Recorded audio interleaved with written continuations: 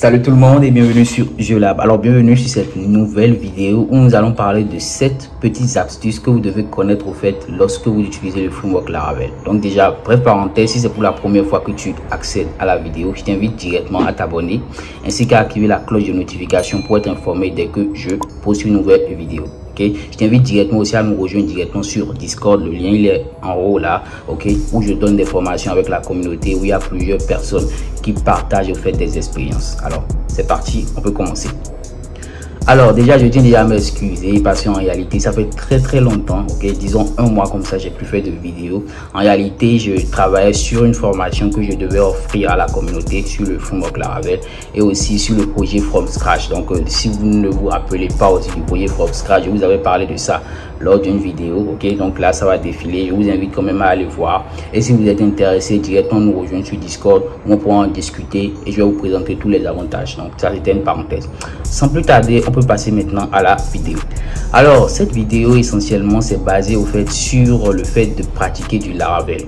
Pour tous ceux qui me connaissent comme maintenant, ils savent que en réalité j'ai fait du Laravel depuis maintenant bientôt 4 ans que je fais du Laravel, et je tiens quand même à vous partager 7 petites astuces qui seront quand même très intéressantes que vous devez savoir afin d'améliorer votre productivité, c'est-à-dire de coder de manière plus rapide et de ne pas beaucoup mettre de lignes de code. Donc déjà, pour commencer, on va commencer déjà par la première notion qui est l'incrémentation et la décrémentation. Alors, c'est quoi l'incrémentation? C'est quoi la décrémentation?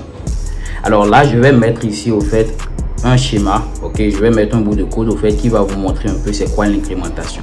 Donc déjà, si vous voyez l'incrémentation, par exemple dans notre cas ici, on a au fait une entité post, et dans le post au fait on recherche au fait un post précis avec la méthode find. Donc une fois qu'on le trouve maintenant, on incrémente au fait l'attribut read compte, on l'incrémente à +1. Donc vous voyez que là au fait, après une fois que cela est fait, on sauvegarde l'information. Donc là par exemple, on a 3 lignes de code. Maintenant, en utilisant une méthode simple de Laravel, on peut au fait le faire en 2 lignes de code. Donc c'est ce que vous voyez là par exemple. Qu'est-ce qu'on fait ici? On récupère premièrement le post et directement il y a une fonction qu'on appelle incrémente et on lui passe au fait l'attribut incrémenté et directement lui il incrémente et il le sauvegarde. Donc au lieu d'utiliser ce que je vous ai montré précédemment, on peut directement utiliser le second et il va faire la même opération. Donc vous voyez que là par exemple, bon, c'est assez banal, mais là vous économisez au moins une ligne de code. On voit au fait que bon, c'est petit, mais bon, ça veut rien dire, c'est peut-être banal, mais imaginez que vous avez plusieurs opérations à faire comme ça. Imaginez le nombre de temps que vous gagnez. Donc ça, c'est la première partie, l'incrémentation et la décrémentation. Donc pour la décrémentation aussi, c'est pareil. C'est ce que vous allez voir ici par exemple. On recherche le post et on l'incrémente. On recherche le post et on peut l'incrémenter en précisant le nombre d'incrémentation. Par exemple, là, on fait +10.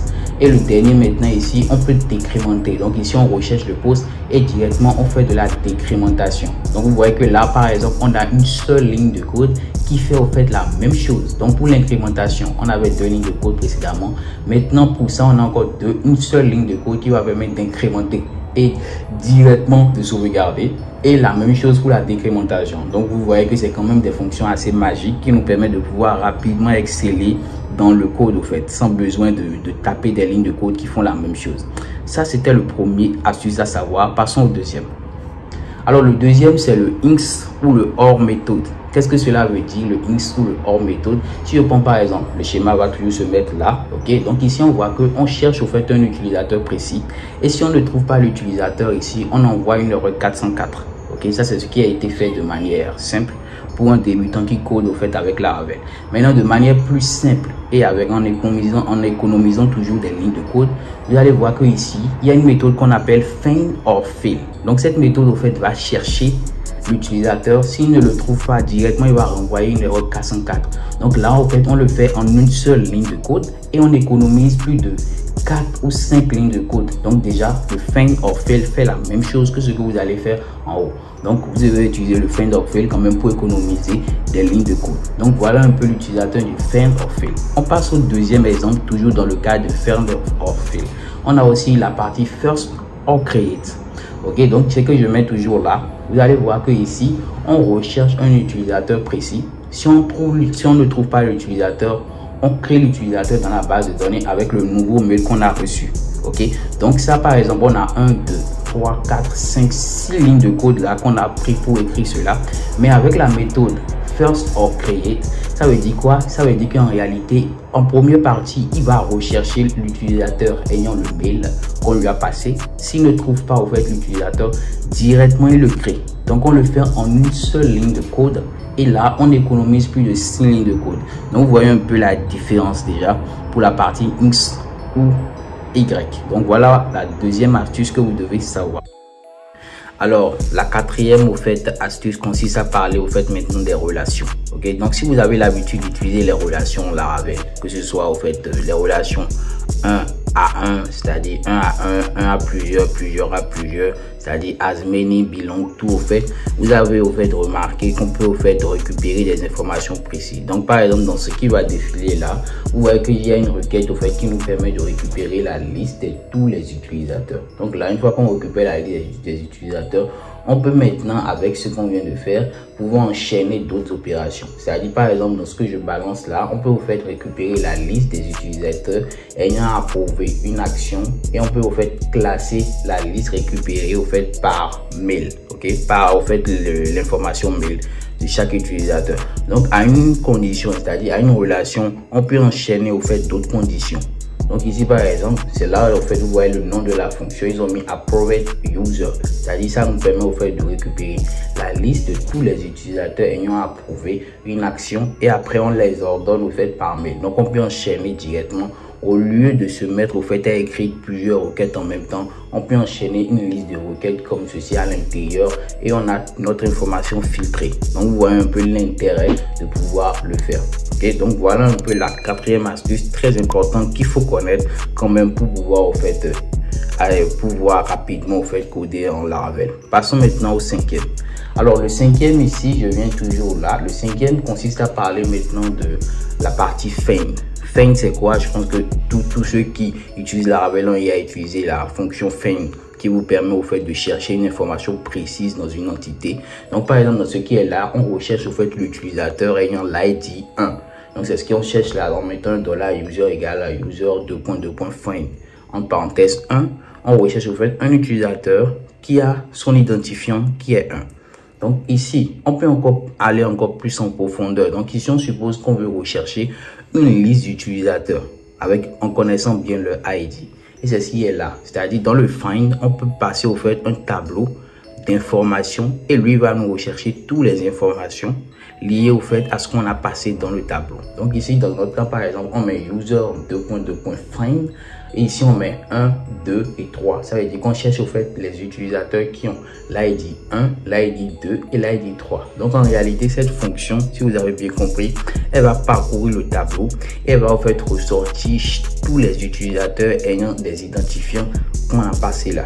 Donc vous voyez un peu l'intérêt de pouvoir au fait le faire. Ça nous permet de pouvoir au fait rechercher plusieurs choses en même temps. Donc là, ça vous renvoie au fait un tableau d'utilisateurs.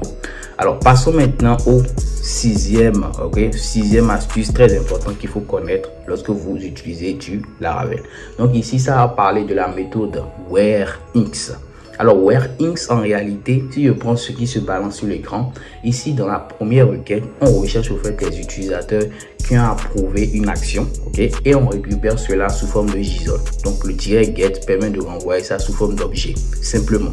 Maintenant, au lieu d'utiliser where et on met l'attribut à l'intérieur et on passe maintenant le 1, on peut directement au fait utiliser la méthode where_inks, c'est-à-dire on prend au fait le where et on prend le nom de l'attribut, ok, en camel case, et on le colle au fait au where pour avoir au fait directement une requête. Donc là on fait quoi? On fait user égale à 2.2.where approved en parenthèse 1 et on fait un get. Donc le approved qui est là en réalité c'est le nom de l'attribut qui est dans notre base de données mais qu'on a au fait collé. Donc Laravel saura automatiquement qu'on fait appel au fait à un attribut approved simplement. Vous voyez que c'est quand même très simple et voilà, ça rend encore le code plus stylé au fait. Donc voilà un peu l'intérêt. Passons maintenant au septième astuce que je trouve quand même très intéressant. Au niveau du where, on peut appliquer plusieurs autres conditions. Ok, donc ici on peut faire where date. Ok, c'est-à-dire ici on veut pouvoir faire au fait des requêtes sur les dates. Ok, donc sur les dates ici on veut pouvoir rechercher au fait la date ok, en utilisant plusieurs formats. Donc on recherche la date ici en utilisant le format normal YMD. On peut rechercher la date en recherchant juste le jour, ok. On peut rechercher au fait le mois à l'intérieur de la date en faisant toujours le filtre et en mettant aussi le mois, ainsi de suite. Vous voyez qu'on a plusieurs types plusieurs types de fonctions magiques qui vous permettent d'exceller, d'être plus productif lorsque vous codez ou faites vos applications Laravel. Alors je suis déjà à la fin de cette vidéo, ok. Si vous avez des astuces aussi que vous souhaitez partager avec la communauté par rapport au développement de vos applications et votre productivité, n'oubliez pas de mettre un commentaire. Et aussi j'aimerais aussi savoir parmi toute la liste que j'ai donnée là, lequel au fait vous avez, ok, vous a paru quand même bizarre ou vous a paru nouveau et vous avez commencé par l'utiliser maintenant. Alors c'est la fin de la vidéo, merci de l'avoir suivi, ciao ciao, à la prochaine vidéo, peace.